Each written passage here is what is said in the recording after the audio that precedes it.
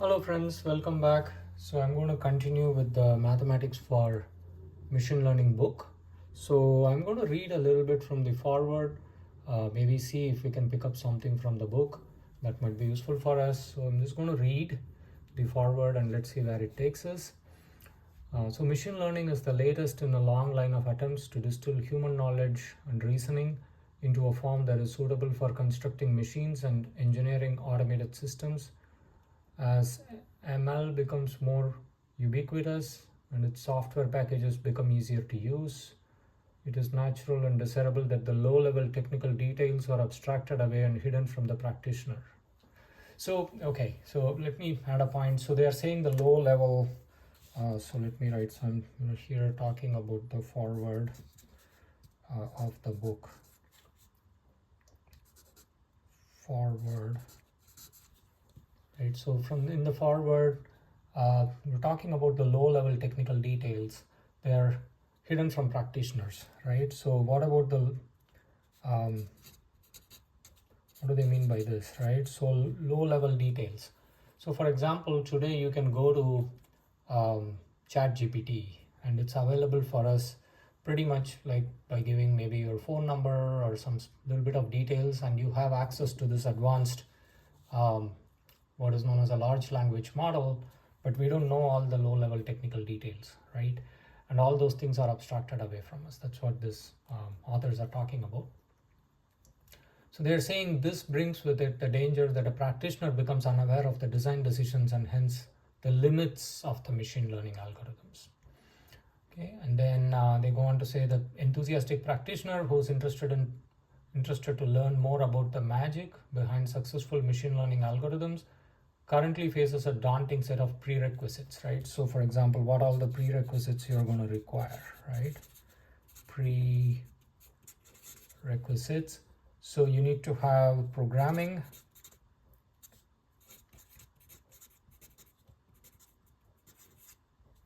so we'll need to have good programming knowledge, data analysis tools, and then we need to have computational facilities, right? Like good hardware to run. These days we have cloud computing, and then we need to know a little bit of that. And then the third one being the math and statistics, right? That's going to be required to learn about machine learning, right? So at universities, introductory courses on machine learning tend to spend early parts of the course covering some of the prerequisites. And then they say for historical reasons, courses in machine learning tend to be taught in the computer science department, where students are often trained in the first two areas, which means the programming and the computational areas, but not so much in mathematics and statistics. And then the current machine learning textbooks primarily focus on machine learning algorithms and methodologies and assume that the reader is competent in mathematics and statistics, right? So these books only spend one or two chapters on background mathematics, either at the beginning or they put it in the appendices, right? At the end. We have found many people who want to delve into the foundations of basic machine learning methods who struggle with the mathematical knowledge required to read a machine learning textbook. For example, the book that I mentioned in the previous video too, Christopher Bishop's machine learning book, when I started to learn from it, it was very difficult for me to follow. Right? Then the authors go on to say, having taught undergraduate and graduate courses at universities, we find that the gap between high school mathematics and the mathematics level required to read a standard machine learning textbook is too big, right? So this book, if you want to think of it, you can think this book as more like a bridge, right? So it will take you from like school level math to learning ML, right? So that's what this book is trying to do, right? And it has in single place all the concepts that we are going to need for machine learning. Then, so now they go on to say why another book on machine learning. We just talked about it. So machine learning builds upon the language of mathematics to express the concepts that seem intuitively obvious but are that are surprisingly difficult to formalize. Once formalized properly, we can gain insights into the task we want to solve. One common complaint of students of mathematics around the globe is that the topics covered seem to have little relevance to practical problems. Actually, this was one of my own challenges with math in general. The concepts would make sense, but I'll have no idea why I'm learning it or what's the point, right? Because they're not usually motivated by a specific thing you're trying to solve. And a lot of concepts we can learn better when it's more of like a problem solution kind of an approach to learning rather than simply a bunch of facts. Right? So we believe that machine learning is an obvious and direct motivation for people to learn mathematics. So which is why the authors are saying that you can even learn math by just trying to learn machine learning and getting the basic understanding of math, right? Because you have this application at the end, which is actually a problem that you're trying to solve, and then how the math and all that plays for solving that. And then authors are saying the book is intended to be a guidebook to the vast mathematical literature that forms the foundations of modern machine learning. We motivate the need for mathematical concepts by directly pointing out their usefulness in the context of fundamental machine learning problems. In the interest of keeping the book short, many details and more advanced concepts have been left out. Okay, so that is something that I'm trying to attempt to fill the gaps, maybe go a little bit beyond this book in places where it might be warranted. Okay, and then the authors are saying, equipped with the basic concepts presented here and how they fit into the larger context of machine learning, the reader can find numerous resources for further study, which we provide at the end of the respective chapters. For readers with a mathematical background, which certainly is not me, and I believe it's not you either, this book provides a brief but precisely stated glimpse of machine learning. So then they go on to talk about the other books that focus on methods and models of machine learning, like Mackay 2003, Bishop 2006, Alpiden, Barber 2012, Murphy, and then Shallow, Schwartz, and Ben David 2014, Rogers and Girolami 2016. So those are more of a graduate level course machine learning textbooks. Those are the ones that we just went through. And then there are these programmatic aspects of machine learning, like Mueller and Guido 2016, Rashka and Mirjalili 2017, and Cholet and Allaire 2018, right? So in contrast to those books, these authors are saying they will only give 4 representative examples of ML algorithms, right? So the concepts and math are more important here, and that's what they're going to focus on, right? So they're saying we do not aim to write a classical machine learning book. Instead, our intention is to provide the math background, right? And then just four central machine learning problems, right? Only 4 are being talked about in this book. So it makes it easier to read other machine learning books after we have read this book.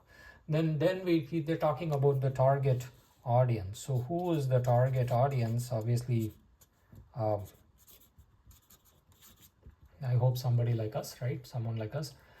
As applications of machine learning become widespread in society, we believe that everybody should have some understanding of its underlying principles. Book is written in academic mathematical style, so we can be more precise about the concepts behind ML. So they're saying that you may need to do a search here and there and figure out a few things. And then with today, with the internet available to us, we can figure out many of these things online, right? So the book assumes the reader to have mathematical knowledge commonly covered in high school math and physics. So they say the reader should have seen derivatives and integrals before, geometric vectors in 2 and 3 dimensions, and then starting from there, those are generalized in the book, right? The target audience, undergraduate, so that's a good thing. So undergraduate university students, so this is not a graduate level book. So this is undergraduate, more like a bachelor's level, BS in computers or math or some such subject, right? Or a BSc if you're from other countries. First or second year will be fine. And then evening learners, someone like me, and learners participating in online machine learning courses, right?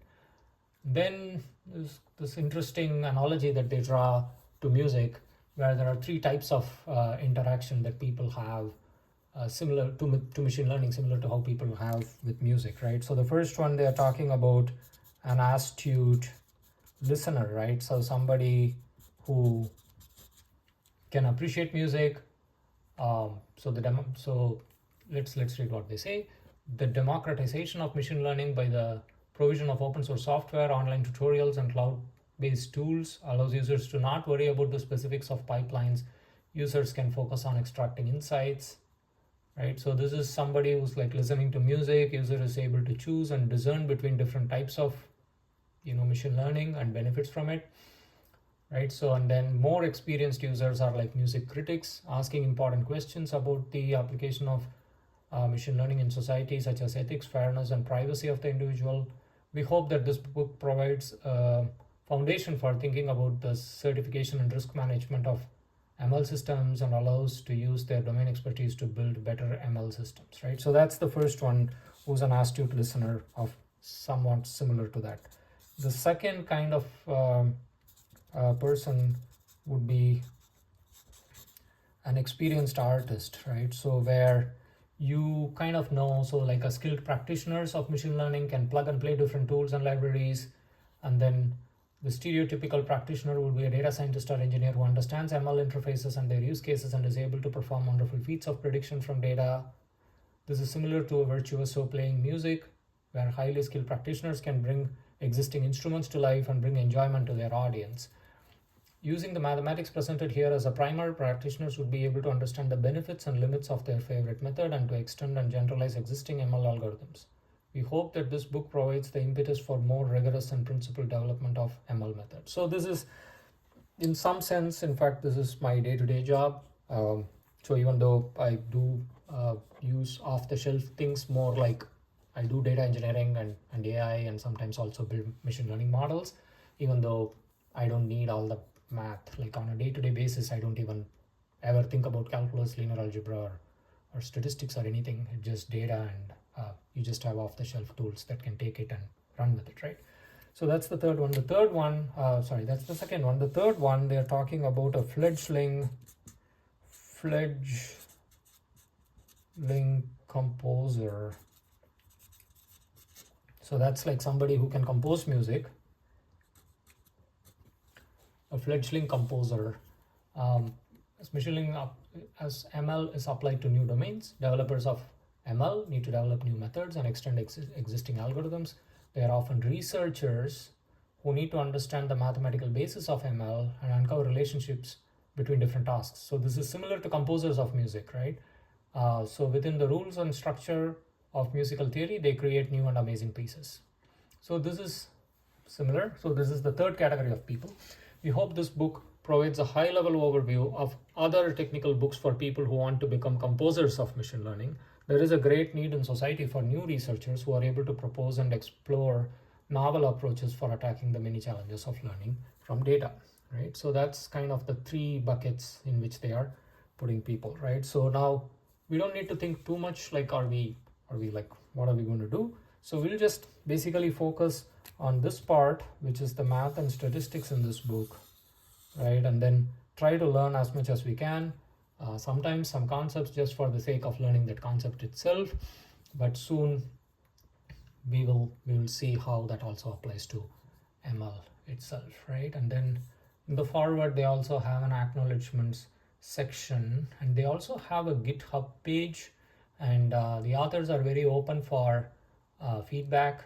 So throughout the book, if you see, they're asking for feedback, and they're very open and accommodative of requests. All right, so with that, so I hope that gave you the glimpse, even though I read pretty much the whole chapter. You don't need to go through the foreword, but if you like, you can, and you can read it, and we'll see you in the next lecture.